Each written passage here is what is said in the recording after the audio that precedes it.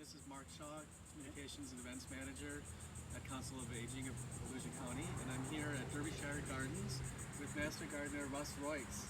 Good morning. Welcome again. Good morning. This is a virtual senior center activity, and we're excited to talk with you today about heat-resistant plants, how to plant in Florida heat. Yep. So Russ, let's get started with you. I'll talk about some flowers. Yes, welcome. I'm glad to see that y'all come over here and you want to hear me talk again. Hopefully this time I can talk a little louder. But anyways, one of the necessary things that you need when you're going to grow here in Florida, anything in this heat, is you need a hat. And if you're real lucky, you don't have any hair on your head, so you know it's a little cooler, right? And don't forget to hydrate. You need lots of water on it. But this can be a fun time of the year to garden. But unfortunately, there isn't an awful lot of vegetables that we can plant.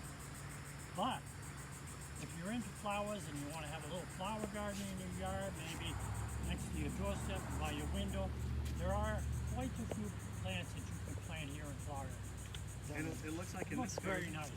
we have a mixture of flowers and there's some vegetables in here as well, right? That is correct. And what we actually, and we have some, over here we have some more flowers. And some of the flowers I'll kind of mention them and point them out to you. We have zinnia, we have vinca. Vinca is a very prolific plant that will grow like crazy here in Florida. This is a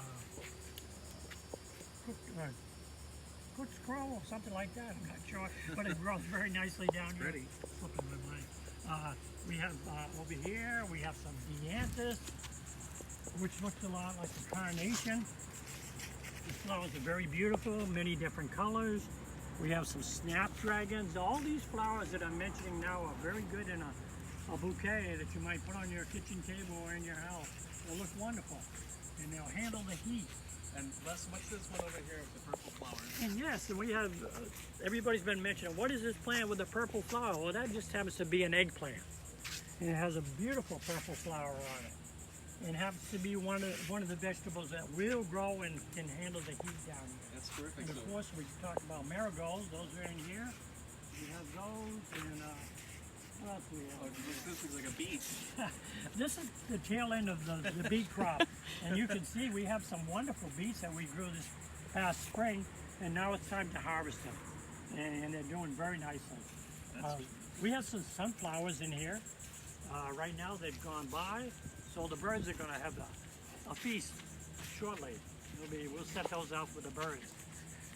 Let's head on down here to the bean sprouts. Yeah, you know, as far as some of the vegetables that we can do, and you can do in your garden, you can come over here anytime and check out our garden and you can talk in detail what's happening.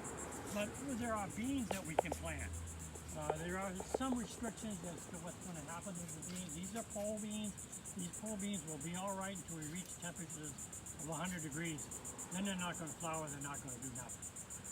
Right now, these are getting just about at the stage where they're flowering. I would say in another week and a half, we'll be pulling beans. Every week we'll be pulling, enough for probably a family of 4. Wow, and how long do pole beans get? Pole beans will continue to flower as long as we keep picking. And how big are the beans actually? They're going to get 6 to 8 inches long. Wow. Very good, very good. Yeah, it's a good meal. Yeah, that's perfect. And and the other crop that you can do in the summertime is you can grow certain tomatoes. Tomatoes will do pretty good, but you want to be looking for a heat-tolerant one. Now, as I mentioned before, a place that I would suggest you to look up a lot of this stuff is go to Solutions for Your Life. It's the University of Florida website, which is loaded with valuable information. We can post that link after this. Right. Facebook Live. So that's a couple of sweet potatoes. We're going to actually plant a sweet potato here in a few minutes. And I'll show you how to do it. But sweet potatoes are a great crop to plant in the summertime. And especially when we're doing a raised garden like this. You can do this at home, but make sure you pick an area where you don't mind having vines growing all over the place, because these will spread right out. Now, if we take a little walk. You have some peppers here? Yeah, we have some peppers here. Hot peppers, for those of you that really like hot peppers, they love the hot ones. And they'll do very nicely down here. A few of the sweet peppers will do good. Banana peppers will do good down here. Carrots won't be doing anything. You know, we got a few from the spring crop, which is harvesting here in a few days. They won't do so well. But this, you're also looking right here. This is sweet potato. You see the flower? See the purple flower? A lot like a morning glories. And these are, well, you can see them in this box here. There's probably 3 or 4 plants in here, actually. That's it. Now, if we go to a plot that we're going to start up here, all right, you want to have 14 plants. Will fill that up. In last year's crop, when we got around to harvesting, we probably got 50 to 60 pounds of sweet potatoes from a small plot like this. Wow. Now, you could easily do it at your house, in your home, in a small area. You could plant them in a container. Big 55-gallon cut-off barrel will do fine. Or They need lots of room for the roots to spread out. they need a lot of room. But the thing with sweet potatoes is you're going to look at them, these vines.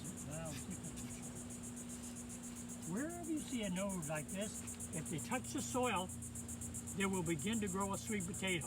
Okay, so what you can do at home, if you only have a small area, is every week or two go out there and take all those vines that are growing all over the place and move them back into your container or the spot you want to keep them at. And come September, take about 90 days for them to grow. And then wherever that's touching the dirt, they'll start to grow a sweet potato. Sweet potato in there. Wow. So you can go into this, right now for us, as we going and go into the latter part of September. So you can start harvesting in say 1st of October and right into November. Come Thanksgiving, you'll have sweet potatoes out of your own garden.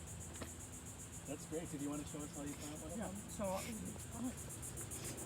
basically when you're growing sweet potatoes, it's really very easy. This is a process that I use whenever I plant anything in the garden down here. The first thing that we're going to do, of course, is normally we'd come out here and we'd turn over all this soil and rake it out so that it's good. And then whenever I start a new plant, I like to put a little 10-10-10 fertilizer. Now this stuff you can get in any box, so there's plenty to choose from. So I just, when I say a little bit, it's just a little handful like that. Okay. Goes in there. And so I'm going in here on this one here, and I'm going to plant this down here, not too deep, but I'm going to dig a hole, something like that. A little handful. Put a little bit of fertilizer in there, like so. And then I'm just going to mix it in, because if I put that right on the roots, it'll probably burn it, and the next thing you know, I've lost my plant. So taking it out, I'm just going to basically do the standard procedure, raise the sides of the pot a little bit, so it comes out. And then I'm just going to kind of loosen it up a little bit so it sits in here and these roots have somewhere to go. That's a little deep. And then I'm just going to tap it in, put the soil up back up around it. And one thing that you can count on here in Florida, especially if you're going to grow during the summer when we're getting all this rain and everything else, is that the weeds love it. And they grow up very well down here. You can count on it. Yeah. So to stay ahead of the weeds, what you could do is once you get your sweet potato in this particular stage that you see here, multiple leaves coming out, you can take some straw and you can put it down there. Just a light coating of them, all right? Nothing heavy, because we still want these plants to reach out to the soil, not have to struggle to get in there. So, and that will help you somewhat. But these grow so fast and so thick. It's going to end up being this. It'll be like this, and it shades out the grass. If there's no sun, no photosynthesis, Yeah, right. it's going to, no weeds at all. That's terrific. Well, thank you for sharing the gardening tips with all of us. And anybody's welcome to come out here today. Anytime anybody wants to come out here, if you think maybe you'd like to come out here and volunteer or help us out, come on down and talk to us. We'd love to show you around and show you all the things we can keep you busy. That's great. So if you want to get your hands dirty or if you have any gardening questions, please reach out to Russ or Miguel Rodriguez here at Derbyshire Community Gardens. And thanks again for... Well, thank you very much for having me. Yeah. I appreciate it. Stay healthy. Practice social distancing.